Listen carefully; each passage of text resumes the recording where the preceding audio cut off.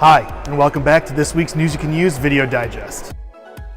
Senator Nathaniel Oakes resigned from the Maryland Senate on March 29th before pleading guilty to corruption charges. Governor Larry Hogan will appoint someone to fill a vacancy from a name submitted by Democrats. The Massachusetts Office of Campaign and Political Finance released a draft version of updates to the agency's regulations, including updated due dates for electronically filed reports, clarifications on when an organization must register as a political committee, and explanations of the circumstances in which an independent expenditure PAC becomes a traditional PAC. Kansas lawmakers passed Senate Bill 394, requiring lobbyist registration for attempting to influence members of the executive or judicial branch regarding any covered action, including contracts and agreements.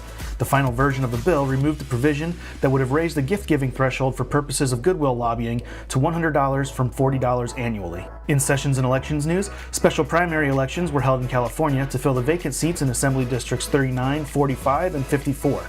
If unofficial returns remain unchanged, there will be a June 5th runoff in Districts 39 and 45, and in District 54, unofficial returns have Sidney Kamlager receiving nearly 69% of the vote. The Alabama legislature adjourned on March 29th.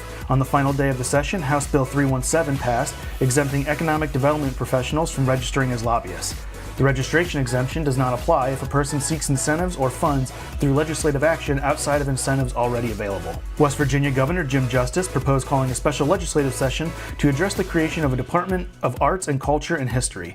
No date has been set, but the governor stated that a special session would be sometime in May. The Georgia General Assembly adjourned its 2018 legislative session after lawmakers worked through midnight, a few minutes beyond the March 29th adjournment deadline. And the Mississippi legislature adjourned on March 28th with several unresolved issues, including a bill involving funding for roads and bridges. Governor Phil Bryant is expected to call a special session before July 1st. And finally this week, State and Federal Communications has released a new tip sheet concerning restrictions on political contributions from lobbyists.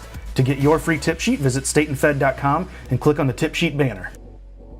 That's all the news we have for this week. Be sure to visit our blog, lobbycomply.com, for all your government relations news. And don't forget to follow us on Twitter, Facebook, and LinkedIn. I'm John Spontarelli, and for all of us here at State and Federal Communications, we'll see you next week.